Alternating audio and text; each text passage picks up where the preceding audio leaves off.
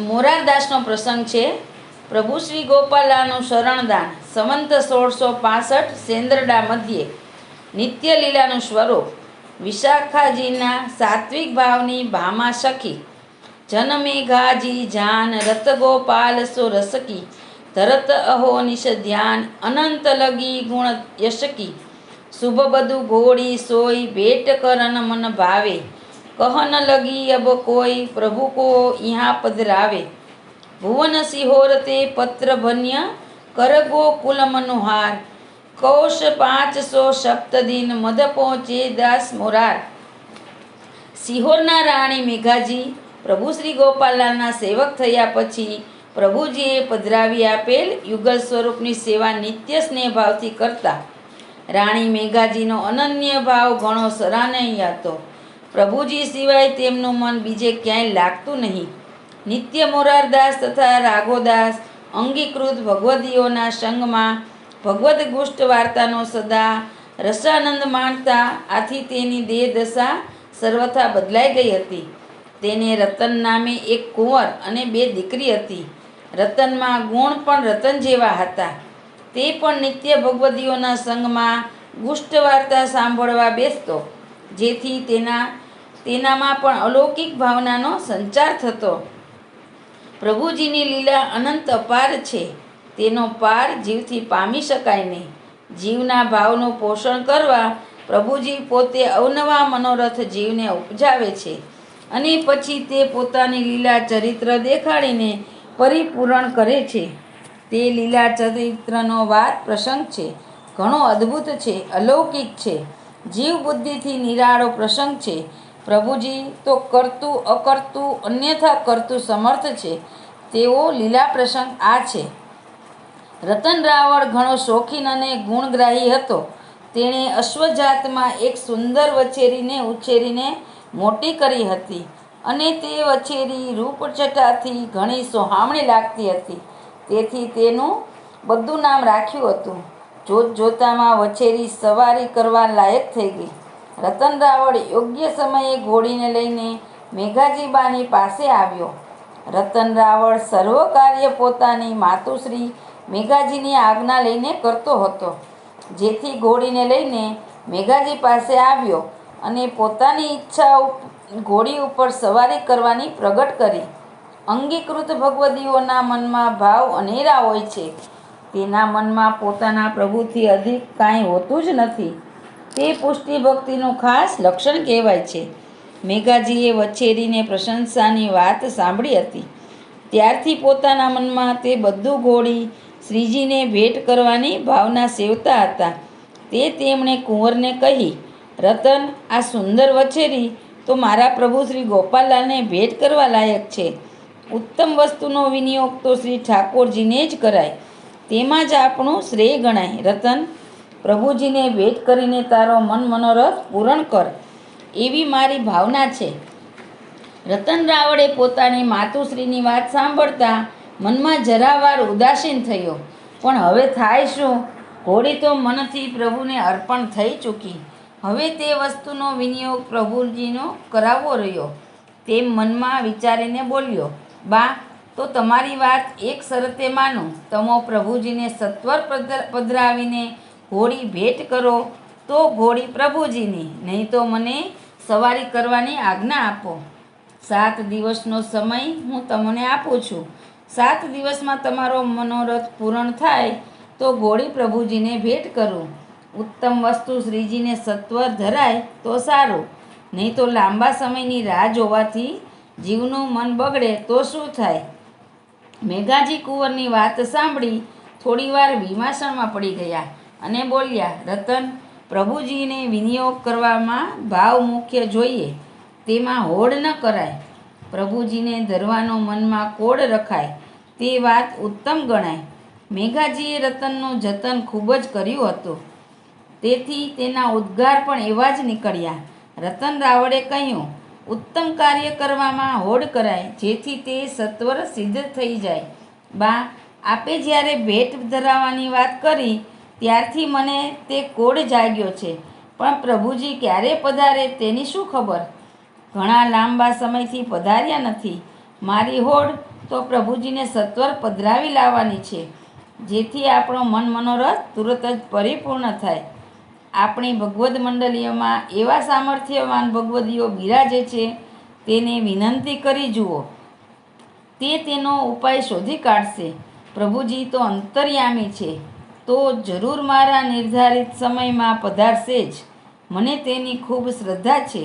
બા, તમો ભગવદીઓ આગળ વાત પ્રસંગ મૂકો તેમ મારું માનવું ચોક્કસ ઠર્યું છે, જેથી કાર્ય સિદ્ધ થવામાં જરા પણ વિલંબ નહીં થાય. મેઘાજી રતનની વાત સાંભળી ઘણું મોદ પામ્યા અને કહ્યું, રતન, તારા ઉપર શ્રીજીની અસીમ કૃપા થઈ તેમ જાણજે. શ્રીજીએ તને શરણદાન આપ્યું ત્યારે પોતાનો કર તારા મસ્તક ઉપર ધરીને મને શ્રીમુખે કહ્યું હતું કે મેઘાજી, રતનનું જતન કરજે.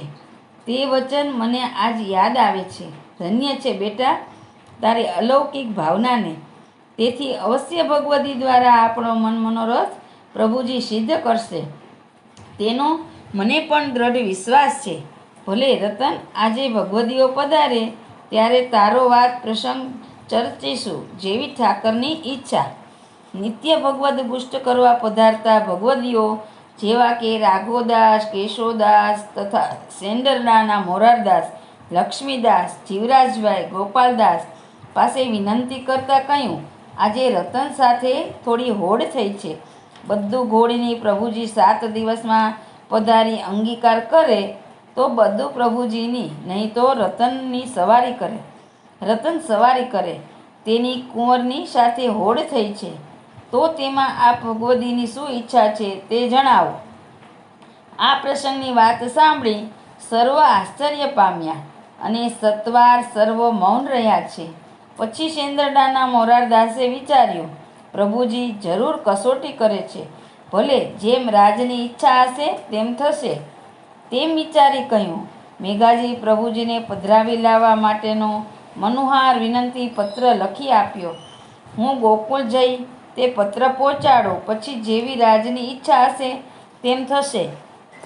મોરારદાસને વિનંતી પત્ર લખીને આપ્યો અને સર્વોએ મોરારદાસને શ્રીમદ ગોકુલમાં પ્રયાણ કરવા કહ્યું.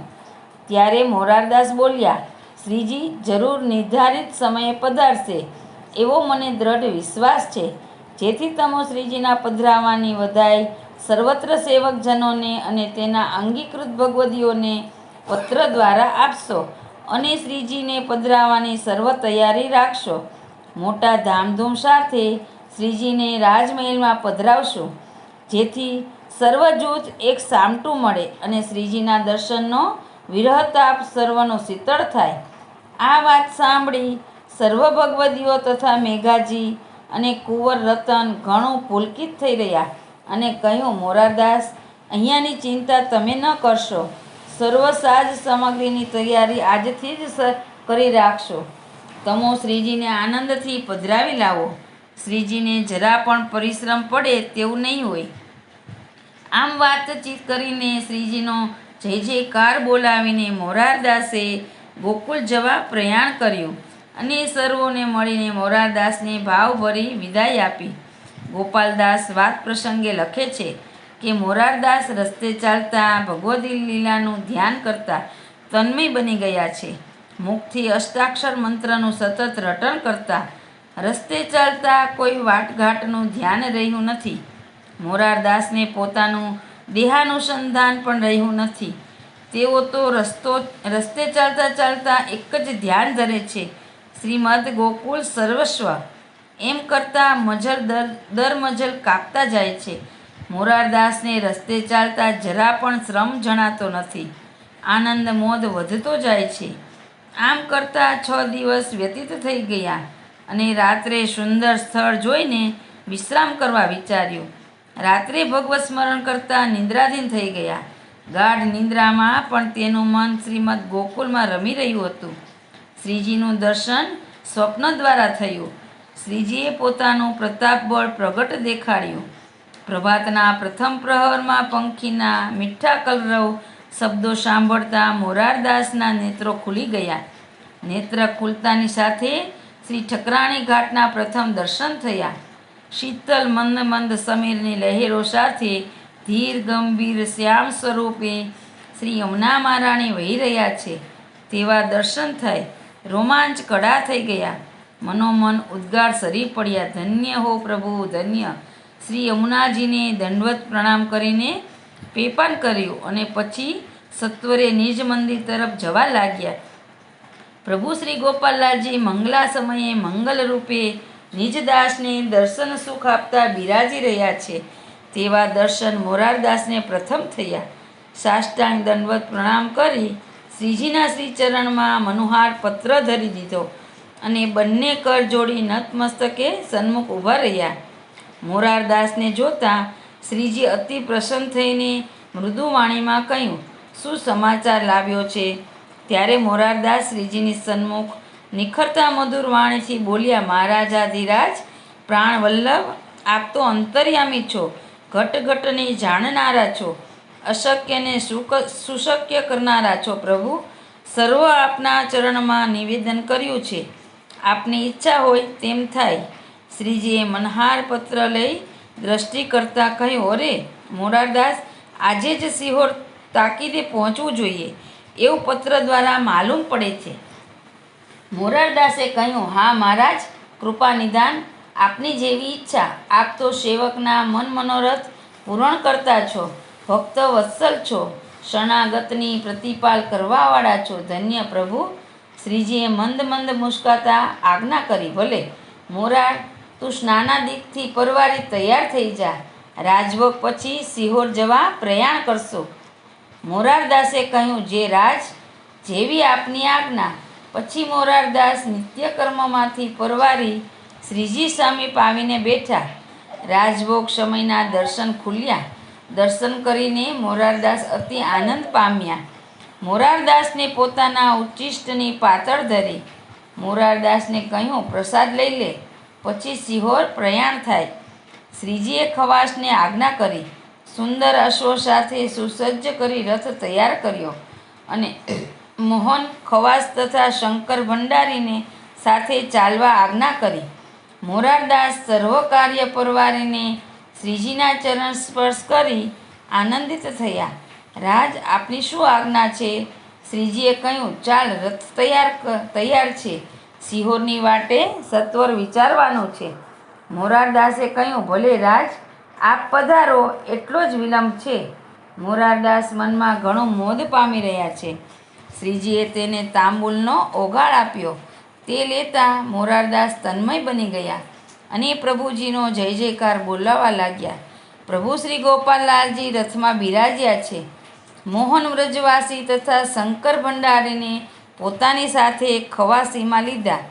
મોરારદાસ અશ્વની લગામ હાથમાં લઈ સારથી બન્યા. લગામ હાથમાં ગ્રહણ કરી અને અશ્વો ચાલવા લાગ્યા. ગોકુળની બહાર રથ નિસર્યો અને અશ્વો વાયુની ગતિથી અધિક ગતિથી ચાલવા લાગ્યા. મોરારદાસ મનમાં વિચારે છે કે રથ ભૂમિને અડીને ચાલે છે કે ભૂમિને સ્પર્શ કર્યા વગર. તેમ વિચારતા હતા ત્યાં થોડીક ક્ષણમાં શ્રીજીએ કહ્યું, અરે મોરારદાસ, આ કયું સ્થળ છે? રથ અટક્યો અને મોરારદાસે કહ્યું, પ્રભુ, આ તો સુરકાનું વન છે, કેશોદાસ સુતારનું ગામ છે. આપણે સિહોરના પાદર સુધી પહોંચી ગયા. પ્રભુ, મોરારદાસના આનંદનો પાર રહ્યો નહીં અને રથને લઈને સિહોરના પાદરમાં આવી પહોંચ્યા અને શ્રીજીએ કહ્યું, જાઓ મોરારદાસ, વેગે જઈ વધાઈ મેઘાજીને આપો. સાથે મોહન ખવાસ પણ ગયો. 78 આનંદ અપરમિત શ્રીજી આપ સિધારો. મેઘાજીને અટલ શ્રદ્ધા પોતાના પ્રાણપ્રિય પ્રભુમાં છે, જેથી સર્વ કાર્ય ગોપાલદાસ અને કેશોદાસની આગવાની નીચે શહેરમાં સર્વ સામૈયાની તૈયારી થઈ રહી છે. શહેરમાં અને રાજભવનમાં ધજા પતાકા, આશોપાલવના બંધનવારથી નગર શણગારવામાં આવ્યું છે. રાજમહેલમાં વિવિધ રંગબેરંગી બિછાના બિછાવી મખમલના ગાદી તકિયાથી બેઠક સુંદર સજાવી છે. કુમકુમના સ્વસ્તિક રંગબેરંગી સદનમાં શોભી રહ્યા છે. પડદા પટોલા રાજભવનમાં લટકતા દિશે છે. બધું ઘોડીને મખમલનો સાજ સજાવી શણગારી છે. સુગંધિત જળથી સુવર્ણનો કળશ તૈયાર કર્યો છે. કંચનના થાળ કચોરામાં કુમકુમ, અક્ષત, સુવાસિત, અત્તર, ફૂલેલ તથા વિવિધ પુષ્પોના હારથી સજી રાખ્યો છે. સાકરિયા જળમાં ગગરા ભર્યા છે. ગુલાબદાને ગુલાબજળની ભરીને સાથે રાખી છે. વૈષ્ણવ સમાજ આજે વહેલી સવારથી રાજભવનમાં વિશાળ રંગ મંડપમાં આવી કીર્તનાદિ કરતા પ્રભુજીના ગુણગાન કરી રહ્યા છે. મેઘાજી તથા દાસ દાસીઓ 16 શિંગાર સજી તૈયાર થઈ રહ્યા છે. ઝાંઝ મૃદંગના તાલ સાથે નગારાના ગગનભેદી નાદ સંભળાઈ રહ્યા છે. નટવા નૃત્ય કરવાના સ્વાંગને સજી અવનવા તાલ મિલાવી રહ્યા છે. કામદેવ એ શોભા નિરખીને લજ્જા પામે તેવો રાજભવનનો ઠાઠ દીપી રહ્યો છે. આ રીતે સામૈયાની સર્વ તૈયારી કરી મેઘાજી ચાતકની દ્રષ્ટિએ રાજભવનની અટારી ઉપર ઊભા રહી રાહ ઉપરના પથિકને નિહાળી રહ્યા છે. તેવામાં મોરારદાસને દૂરથી ચપ્પલ ગતિથી આવતા જોઈ મેઘાજીના તન મનમાં ભગવદ્વેશ સાથે અંગો અંગ પુલકિત થઈ ગયા. વિપ્રયોગ રસના સ્થાને સંયોગ રસના હર્ષાશ્રુ વહેવા લાગ્યા. ઉપરોક્ત પ્રસંગની વાત ગામોગામ પહોંચતા સર્વ વૈષ્ણવ વૃંદ આવી પહોંચ્યું હતું. ધોતી ઉપરનો શિર ઉપર કેસરી ફટકો ગુચ્છાદાર શોભતો બાંધ્યો છે. હાથમાં ચાંદીની છડી મૂઠવાળી તેમજ ચમ્મર લઈને પગપાળા ચાલ્યા. નારી વૃંદ શિર પર કળશ ધરીને ધવલ મંગલ ગાતી મદમસ્ત હાથણીની ચાલે ચાલી રહી છે. વૈષ્ણવ સમાજ પ્રભુના સુયશનો ઉચ્ચાર કીર્તન દ્વારા કરતા ભાવ વિભોર બની રહ્યા છે.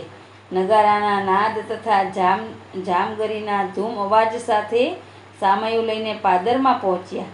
શ્રીજી અતિ પ્રસન્નતાથી રથમાં બિરાજી રહ્યા છે. મેઘાજી શ્રીજીના દર્શન માટે અતિ આતુર હતા. શ્રીજીના દર્શન કરતા સાષ્ટાંગ દંડવત પ્રણામ કરી શ્રી ચરણમાં ઝૂકી પડ્યા. હર્ષાશ્રુ વડે શ્રીજીના ચરણ પ્રક્ષાલન થઈ ગયું. દેહાનુસંધાન ભૂલાઈ જતા શ્રીજીએ પોતાના કરકમલથી મેઘાજીને બેઠા કર્યા. મેઘાજી શ્રીજીના શ્રીમુખને એકી નજરે નિહાળી રહ્યા છે અને મૃદુવાણીમાં બોલ્યા, રાજા મહારાજાધિરાજ, કૃપા નિદાન, દયા નિદાન, કરુણાના સાગર, ઘણી કરુણા કરી આપનું બિરદ આપે પાડ્યું. આપ તો બિરદધારી છો એવી મનોહાર વિનંતી કરી સુવર્ણના કળશ દ્વારા શ્રીજીના ચરણ કમળ પ્રક્ષાલન કીધા. તિલક કરી ઓવારણા લીધા. અત્તર ફૂલેલ સમર્પી શ્રીકંઠમાં સુગંધી પુષ્પની માળા ધારણ કરાવી. આરતી કરી ન્યોછાવર કરી શ્રીજીના ચરણ સ્પર્શ કરી દંડવત પ્રણામ કરતા નેત્ર સજલ થઈ ગયા અને બોલ્યા, રાજને ઘણું શ્રમ કરાવ્યું છે. આમ કહેતા મેઘાજીની 10મી અવસ્થા થઈ ગઈ. શ્રીજીએ તેનો કર સ્પર્શ કરી સ્વસ્થ કરતા કોમળ વચન દ્વારા સંબોધન કર્યું, મેઘાજી, તું તો હમારી હો, कुछ बात की चिंता मत करे, हम तेरे लिए है, तू मेरे लिए है, पीछे न्यूनता कहाँ बात की है. પછી સર્વ સમાજે તથા અંગીકૃત ભગવદીઓએ ચરણ સ્પર્શ કર્યા. શ્રીજીએ સર્વનું સમાધાન કર્યું. મેઘાજીએ શ્રીજીને રાજભવનમાં પધરાવવાની વિનંતી કરી. શ્રીજી રથમાં બિરાજી રહ્યા છે. મોટા ધામધૂમ સાથે વાજતે ગાજતે અપૂર્વ ઠાઠમાઠ સાથે સામયું આગળ ચાલ્યું. આગળ અશ્વ સવારો ચાલ્યા. હાથમાં કેસરી ધજા પતાકા શોભી રહ્યા છે. નગારાના નાદ, દુંદુભીઓના ઘોર સંભળાવા લાગ્યા. અનેક પ્રકારના વાજિંત્રોના સુસ્વર નાદ થવા લાગ્યા. નટવા રંગબેરંગી પોશાકમાં તાલ મિલાવી નૃત્ય કરતા હિંડે છે. મહિલાઓ કળશ સાથે કોકિલ કંઠથી ધવલમંગલ ગાતા ગજગવનીની પેઠે ચાલી રહી છે અને મનમાં ઘણું મોદ પામી રહી છે. મેઘાજીનું હૈયું હેમ જેવું દર્શન કરતા થઈ રહ્યું છે. ઝાંઝ મૃદંગના ઝણકાર સાથે વૈષ્ણવ સમાજ કીર્તન કરે છે. ઘણા હાસ વિલાસ કતોહલ કરી રહ્યા છે. રતન રાવળ શ્રીજીને રથમાં ચમ્મર ઢોળતા મુખ મલકાવી રહ્યા છે. અબિલ ગુલાલથી ધન છવાઈ રહ્યું છે. સર્વ સમાજ પ્રભુનો જય જયકાર બોલી રહ્યા છે. સર્વ અલૌકિક શોભા આપો આપ આવીને ખડી થઈ ગઈ છે. કામદેવ તે શોભા નિરખતા મદભરી રીતે નૃત્ય કરી રહ્યો છે. ત્યાં રંગની રેલ એવી ચાલી છે જેનું વર્ણન થઈ શકે તેમ નથી. ગ્રામજનો સર્વનેત્ર દ્વારા તે રસપાન કરતા નિરખી રહ્યા છે. આનંદનું સ્વરૂપ ખડું થયું છે. તે સમયે મિશ્રીના સાકરના કરાનો વરસાદ વરસી રહ્યો છે. એટલા સાકરિયા જળપાન સર્વને કરાવે છે. દૂધનું મેહા બરખો, અમૃતનો વરસાદ વરસી રહ્યો છે. એવો અલૌકિક અપાર અપરિમિત આનંદ થઈ રહ્યો છે. ભવ્ય વૈભવ સાથે સામયું કરીને મેઘાજીએ શ્રીજીને રાજમહેલમાં પધરાવ્યા. શ્રીજી નિજ બેઠકે બિરાજ્યા. અપરિમિત આનંદ થઈ રહ્યો છે. જ્યાં અખિલાનંદ આનંદકંદ બિરાજે ત્યાં આનંદની પરિસીમા હોય જ નહીં. શ્રીજીને મેઘાજીએ વિવિધ પ્રકારે બહુ જ લાડ લડાવી સર્વ સમર્પણ કર્યું. સુવર્ણની ભેટ સાથે પોતાના મનનો મનોરથ હતો તે બધું ઘોડી કુંવર રતન રાવણના હાથે અર્પણ કરી કૃતાર્થ થયા. શ્રીજીના ચરણ સ્પર્શ કરી ધન્ય ભાગ્ય માનવા લાગ્યા. મેઘાજીએ શ્રીજીને ભાલ પ્રદેશ પર વિજય તિલક કરી આરતી કરી, ન્યોછાવર કરીને પુષ્પથી વધાવ્યા અને મીઠા વાલપના વચન બોલ્યા. રાજ, આપ પધારીએ અમારો મન મનોરથ સર્વ સિદ્ધ થયો. અપરિમિત આનંદનું દાન આપે કર્યું. મેઘાજીની બંને કુંવરીને શ્રીજીએ શરણદાન આપ્યું. જોમાજી તથા દેવકીને સેવક કીધા. બીજા ઘણા જન સેવક થયા. આ પ્રસંગની વાત સાંભળી સર્વ સેવક સમાજ અવિરતપણે આવી રહ્યો છે. સર્વો શ્રીજીના ચરણ સ્પર્શ કરી ભેટ ધરી પોતાના ચિત્તમાં પ્રસન્ન થતા હતા. મેઘાજીએ શ્રીજીને ભોજન કરવા વિનંતી કરી. શંકર ભંડારી તથા વ્રજવાસી મોહને સુંદર રસીલી સામગ્રી શ્રીજીને આરોગાવા માટે મેઘાજીના અતિ ઉત્તમ ભાવ સાથે તૈયારી કરી રહી હતી. શ્રીજી ભોજન કરવા પધાર્યા. ભોજન કર્યા બાદ બરાસયુક્ત પાન બીડા આરોગ્યા.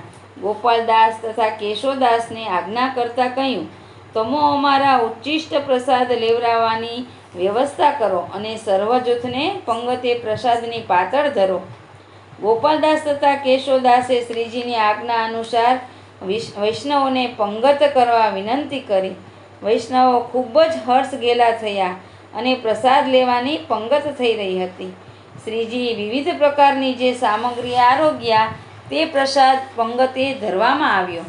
પંગત ઉપર જે બોલાવા કસ્યા રાજગર આવ્યા અને શ્રીજીએ કસ્યા રાજગરને આજ્ઞા કરતાં કહ્યું કે જે બોલાવ્યા પછી તો આવ્યા મોરારદાસ, વૈષ્ણવો લ્યો પ્રસાદ તેમ ઉચ્ચાર કરજો. શ્રીજીએ મોરારદાસ ઉપર અસીમ કૃપા કરતાં કહ્યું, મોરાર, વૈષ્ણવો પંગત ઉપર પ્રસાદ લેતા પહેલાં અમારી જે બોલાવ્યા પછી આ અલૌકિક પ્રસંગની યાદમાં સર્વ વૈષ્ણવ જૂથ તારી કાનીથી મહાપ્રસાદ લેશે. કસ્યા રાજગરે શ્રીજીની જે બોલાવ્યા પછી ગગનભેદી સ્વરે બોલ્યા, આવ્યા મોરારદાસ, વૈષ્ણવો લ્યો પ્રસાદ. એવી અલૌકિક પદવી મોરારદાસને શ્રીજીએ આપી. મોરારદાસ શ્રીજીના ચરણમાં પડી ગયા અને ગદગદ કંઠે વિનંતી કરતાં કહ્યું, રાજા મહારાજાધિરાજ, આટલો ભાર દિન સેવકથી સહ્યો નહીં જાય. રાજ, જીવને આટલી ઉપમા શું ખપે? ત્યારે શ્રીજીએ અતિ પ્રસન્ન થતાં કહ્યું કે મોરાર, તું મારો છે, તું અમારો અંગીકૃત કૃપાપાત્ર નિજ લીલાનો અંતરંગ જીવ છો, જેથી આ પદવી સદા સેવક સમાજમાં અવિચલ રહેશે. તારી કાનીથી પ્રસાદ મહાપ્રસાદ બની જશે. તું ચિંતા મતી કરે એ અમારો વાયક નિશ્ચય છે. અહીંયા મોરારદાસનો પ્રસંગ પૂરો થાય છે અને હવે આવે છે ચિદ્રૂપનો પ્રસંગ. પ્રભુ શ્રી ગોપાલલાલજી સંવંત 1670માં ગુજરાતમાં પધાર્યા હતા અને ત્યાં વાસણ નામનું ગામ છે. ત્યાં વૈષ્ણવોની વિનંતીથી પધાર્યા. તે ગામમાં એક મોઢ બ્રાહ્મણ રહેતો હતો અને તેને એક દીકરી 14 થી 15 વર્ષની હતી. તેની મા બાલવયમાં ગુજરી ગઈ હતી, જેથી તેના પિતાએ ઉછેરી હતી. તે જીવ દેવી હતી અને તેનો બાપ તે શક્તિ ઉપાસક હતો. મલિન વિદ્યામાં પ્રવીણ હતો. મહાન આસુરી વ્રતિનો હતો. પોતાને મલિન વિદ્યાના પ્રભાવે કરીને લોકોને ભરમાવીને પોતાના સેવક કરતો. એક સમય તે કોંકણ દેશમાં પોતાના સેવકમાં ગયો. ગયો હતો અને તે સમયે તેની દીકરી ઘરે એકલી હતી. તે સમયે તે ગામમાં કોઈ વૈષ્ણવને ઘરે શ્રી ગોપાલલાલજીની પધરામણી હતી. આગળ ઘણા વૈષ્ણવો કીર્તન કરતા હતા અને પાછળ નારીવૃંદ ધોળ મંગળ ગાતા ચાલતા હતા. આપશ્રી અશ્વની સવારી કરીને બિરાજતા હતા. તે સમયે તે મોઢ બ્રાહ્મણની મેડી પાસેથી પધાર્યા. તે બ્રાહ્મણની દીકરી ગોખમાં બેઠી હતી અને આ બધું શું છે તે નિહાળી રહી હતી. તેમાં તેની દ્રષ્ટિ શ્રીજી ઉપર પડી અને શ્રીજીએ તેના સામે જોયું અને તેને નેત્રદાન શ્રીજીએ કર્યું. નેત્રદાન થતાં તેની સદ્બુદ્ધિ થઈ ગઈ. તે સમયે તે વિચાર કરવા લાગી, મારો જન્મ હું વૃથા ગુમાવું છું. આવા પ્રભુને શરણે હું થઈ નથી, ત્યાં સુધી મારો જન્મ વૃથા છે. પોતાના મનમાં તિરસ્કાર ઉત્પન્ન થયો અને મનમાં બોલી, જે મારા ધર્મને અને મને ધિક્કારે છે, આટલા દિવસ સુધી સુરાપાન કર્યું અને અભક્ષણનું ભક્ષણ કર્યું, એવું પોતાના મનમાં વારંવાર આવવાથી ઘરની બહાર આવીને પાડોશી વૈષ્ણવને કહેવા લાગી, મારે આ પ્રભુને શરણે જવું છે. ત્યારે વૈષ્ણવોએ તેને કહ્યું કે તું તો શક્તિ ઉપાસક છો, તો તું કેવી રીતે તે પ્રભુના શરણે જઈ શકીશ?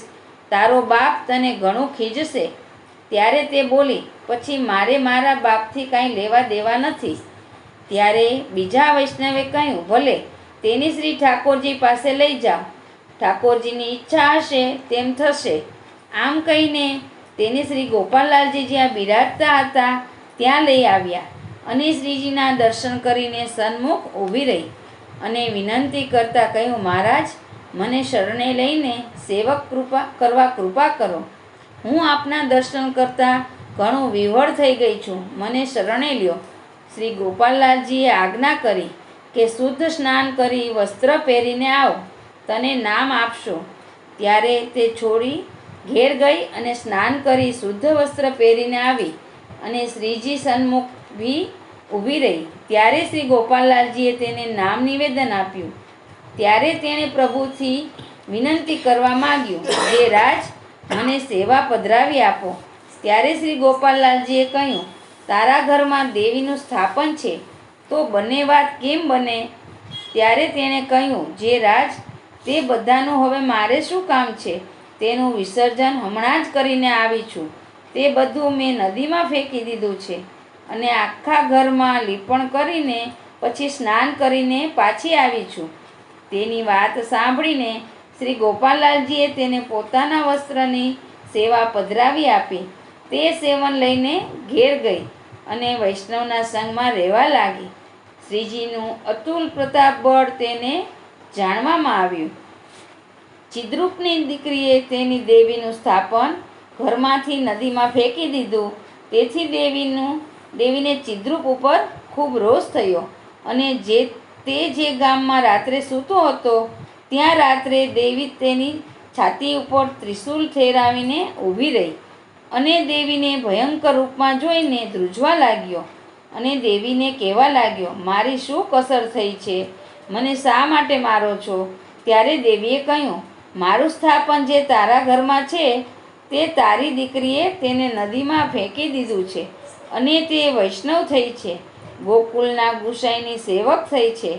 ત્યારે તે બ્રાહ્મણે કહ્યું, જે માતા, મારો વાંક નથી. તમો મારા ઘરમાં રહો અને ગોકુલને દેશ પાર કરું તેની માલા તથા તિલક મીટાવ તો મારું નામ ચિદ્રૂપ જાણશો. આવો દ્રઢ સંકલ્પ કરીને તે પોતાના ઘરે આવ્યો. તેને જોઈને બીજા વૈષ્ણવો વિમાસણમાં પડ્યા. જોઈએ હવે શું થાય છે. તેની દીકરી ઠાકોરજીની સેવા કરી રહી છે અને રાજભોગ ધરીને બેઠી છે અને ભોગના કીર્તન બોલે છે. તે સમયે તેનો બાપ આવ્યો અને કહ્યું, જે બેટા, તે આ શું કર્યું?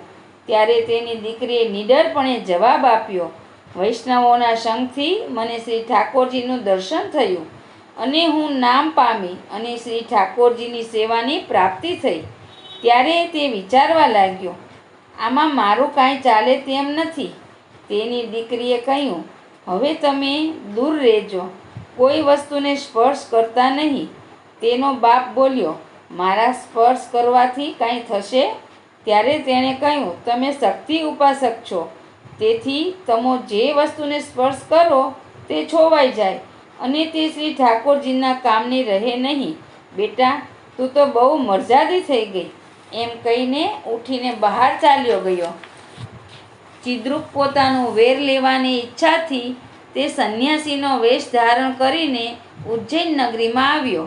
ગામથી થોડે દૂર ક્ષિપા નદી ઉપર એક ભીમરથી નામની ગુફામાં વાસ કર્યો અને લોકોને પોતાના ચમત્કાર દેખાડીને સેવક વધારવા લાગ્યો. ચિદ્રુપના ચમત્કારની વાત ચોતરફ ફેલાઈ રહી. સંવંત 1672માં જહાંગીર આગ્રાથી ગુજરાતમાં આવ્યો. દેવિન્દ્ર નામ પાસે ઝાઝોર વન છે, ત્યાંથી તેની સવારી નીકળી. તે સમયે મેવાડના સિપાઈઓ તેની સાથે હતા. ચિદ્રુપને તેને મળ્યો અને જહાંગીરને પોતાની ગુફાએ લાવવા કહ્યું. જહાંગીરની સવારી ઉજ્જૈન તરફ વળી ત્યારે સિપાઈઓએ કહ્યું કે અહીંયા એક મહંત રહે છે, તે ભારે ચમત્કારી છે, ઘણા ચમત્કાર દેખાડે છે. ત્યારે જહાંગીરે કહ્યું, ચાલો તેને જોઈએ. ત્યારે સિપાઈઓ જહાંગીરને સંન્યાસીની ગુફા તરફ લઈને ચાલ્યા. બાદશાહને આવતો જોઈને ચિદ્રુપે ઊભો થઈને આદર માન આપ્યું અને થોડી વાતચીત બાદશાહ સાથે કરી અને બાદશાહને ભરમાવાની તરકીબ ઘડી કાઢી. બાદશાહે કહ્યું કે કાંઈક ચમત્કાર દેખાડો. ત્યારે તેણે પોતાની મલિન વિદ્યાના બળે કરીને ગુફામાં સૂર્ય જેટલું અજવાળું દેખાડ્યું અને કહેવા લાગ્યો કે બાદશાહ, આપના વડવા દોજખમાં પડ્યો છે. ત્યારે બાદશાહ બોલ્યો, તેનું કારણ શું છે તે તો અમીને કહો અને તેનો ઉપાય બતાવો, જેથી તે દોજખમાંથી મુક્ત થાય. ત્યારે ચિદ્રુપે કહ્યું, ગોકુલી ગુસાઈ દેશમાં ફરે છે, તેથી આપના વડવાઓની આ સ્થિતિ થઈ છે. બાદશાહના મનમાં સંદેહ ઠસાવ્યો. બાદશાહે કહ્યું કે હવે તેનો ઉપાય શું કરવો? ત્યારે ચિદ્રુપે કહ્યું, હું જે પ્રમાણે કહું તેવું ફરમાન મને લખી આપો. આપ હુકમ બહાર પાડો કે કોઈએ માલા તિલક ધારણ ન કરવા અને ગોકુલી ગુસાઈ દેશમાં ન ફરે, કોઈ જય શ્રી ગોપાલ ન કહે, કોઈ વિશ્રામ ઘાટ સ્નાન ન કરે, ગોવિંદની કથા વાર્તા ન કરે અને રુદ્રાક્ષની માલા ધારણ કરે. એવું ફરમાન બાદશાહ પાસે લખાવ્યું અને બાદશાહે ચિદ્રુપની માંગણી મુજબ હુકમ બહાર પાડ્યો.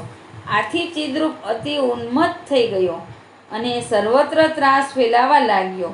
આમ કરતાં કરતાં મથુરા સુધી આવી પહોંચ્યો અને મથુરામાં ઘણો ત્રાસ વૈષ્ણવોને આપવા લાગ્યો. બાદશાહના હુકમથી ગોકુલમાં ગુસાઈ બાળકોએ તથા વૈષ્ણવોએ માલા ઉતારી છે કે નહીં તેની તપાસ કરવા પોતાના ખાસ માણસને ગોકુળ મોકલ્યો.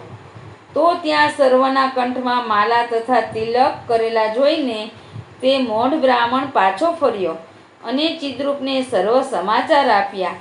આથી ચિદ્રુપ ઘણો રોષે ભરાયો અને પોતે વિચારવા લાગ્યો કે ગોકુલના ગુસાઈ ખૂબ જ સંપત્તિવાન છે, જેથી ગોકુળ છોડશે નહીં અને બાદશાહ પાસે જઈને તેમને ગોકુળ છોડવા વિશે ઉપાય કરું. આમ વિચારી ચિદ્રુપ બાદશાહ પાસે દિલ્હી આવ્યો. આ સમયે બાદશાહ કાશ્મીર જવાની તૈયારી કરતો હતો અને સિપાહીએ સમાચાર આપ્યા, બાવાજી આપને મળવા માગે છે. ત્યારે બાદશાહે કહ્યું, ભલે આવવા દ્યો. બાદશાહે આદર માન આપી કહ્યું, બાવાજી શું સમાચાર છે તે કહો. અમો ગરમીની મોસમ છે, જેથી કાશ્મીર જવા તૈયાર થયા છીએ અને ત્યાં ઘણો સમય અમો પસાર કરશો. અહીંયાના હાકીમથી કોઈ કામ હોય તો કરશો. ચિદ્રુપે બાદશાહની વાત સાંભળીને ઘણો ખુશી થયો અને મનમાં વિચાર્યું કે આ તો ઘણી સુંદર છે. તેમ વિચારી બાદશાહને પોતાની વાત જણાવી. ચિદ્રુપે કહ્યું, જહાંપના, આપના હુકમનો અમલ બરાબર થતો નથી અને આપના માણસોનો જોઈએ તેવો સહકાર નથી, તો મારી એક વાત છે. ગોકુલના ગુસાઈ ગોકુલમાં માલા ઉતારતા નથી, તો તેમને તમે હુકમ કરો કે માલા ધારણ કરવી હોય તો ગોકુળ છોડી અન્ય પ્રદેશમાં વસો. અને ગોકુલવાસ કરવો હોય તો માળા ઉતારો, આ તાકીદનો હુકમ કરો અને આપ આ વાતનો ખુલાસો કરવા કાશ્મીર બોલાવો. પછી તેઓ શું આપની સમક્ષ કહે છે તેનો નિર્ણય સાચો થાય. બાદશાહે ચિદ્રુપની વાતમાં સંમતિ આપી અને એક પત્ર આ વાતનો લખીને ગોકુળ મોકલવા હુકમ કર્યો. ચિદ્રુપ ઘણો ફૂલાણો અને પોતાના માણસોને કહ્યું, જુઓ હવે ગોકુલી શું કરે છે. બાદશાહ કાશ્મીર જવા રવાના થયો અને પત્ર લઈને સિપાઈ ગોકુલમાં આવ્યો અને શ્રી ગોકુલનાથજીને બાદશાહનો પત્ર આપ્યો. શ્રી ગોકુલનાથજીએ સૌ બાળકોને તથા વૈષ્ણવોને બોલાવી પત્ર વાંચી સંભળાવ્યો અને સર્વની સંમતિ પૂછી સર્વોએ આપની ઈચ્છા જાણીને કાશ્મીર પધારવાની વાતને અનુમોદન આપ્યું. પુરુષોત્તમ મહેરા નામનો વૈષ્ણવ શ્રી ગોપાલલાલજીનો સેવક તેને બોલાવીને કહ્યું, શ્રી ગોપાલજી પરદેશમાં બિરાજે છે, તેથી આપણે તેને પત્ર લખી મોકલીએ. જે કાશ્મીર જવાનો નિર્ધાર થયો છે તો વેગે પધારો. ત્યારે પુરુષોત્તમ મહેરાએ કહ્યું, શ્રી ગોપાલલાલજી સિહોર પધાર્યા છે તો તેમને પત્ર કાશીદ સાથે મોકલી જાણ કરીએ. શ્રી ગોકુલનાથજીએ કાશ્મીર પધરાવવાની તૈયારી કરીને વિકટ ઘાટનો પંથ કાપી કાશ્મીર પહોંચ્યા. કાશ્મીરમાં બાદશાહ સાથે વાતચીત કરી કે અમો ગોકુલ છોડશું પણ મારા તિલક નહીં ઉતારીએ તેમ દ્રઢપણે જણાવી દીધું.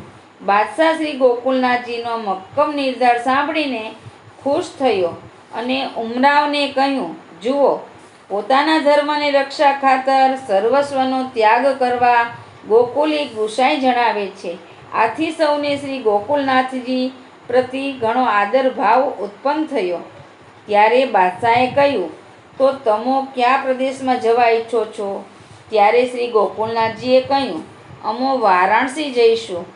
બાદશાહે અસફ ખાનને કહ્યું, શ્રી ગોકુલનાથજીની ઈચ્છા મુજબ ફરમાન લખી આપજો.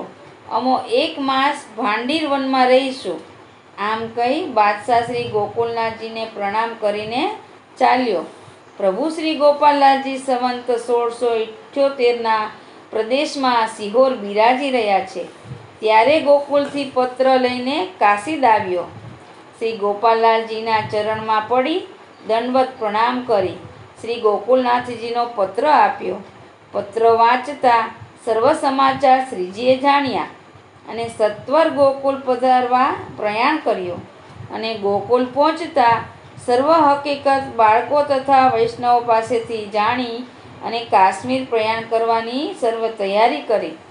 પ્રભુ શ્રી ગોપાલલાલજી ગોકુલથી પ્રયાણ કરીને કાશ્મીર થોડા વૈષ્ણવોની સાથે પહોંચ્યા અને શ્રી ગોકુલનાથજીને કાશ્મીરમાં મળ્યા. શ્રી ગોપાલલાલજીને જોતા શ્રી ગોકુલનાથજી બૂઝ ભરીને ભેટી પડ્યા અને સર્વ સમાચાર આપતા કહ્યું, હવે સર્વ કાર્ય તમારા પધારવાથી તમારી ઈચ્છા મુજબ થશે. આપશ્રીએ સર્વ વાત સાંભળી સર્વ દુઃખનું નિવારણ કીધું અને આસફ ખાનને મળીને સોરમવાસનો પરવાનો લખાવ્યો અને ત્યાંથી ગોકુલ પધાર્યા અને શ્રી ગોકુલનાથજી સર્વ તૈયારી કરીને સોરમ પધાર્યા. શ્રી ગોપાલલાલજી સોરમ સાથે પધાર્યા અને કાકાજીને સર્વ વાતની સુગમતા કરી આપીને આપ શ્રી ગોકુળ પધાર્યા. અહીં હું મારી વાણીને વિરામ આપું છું.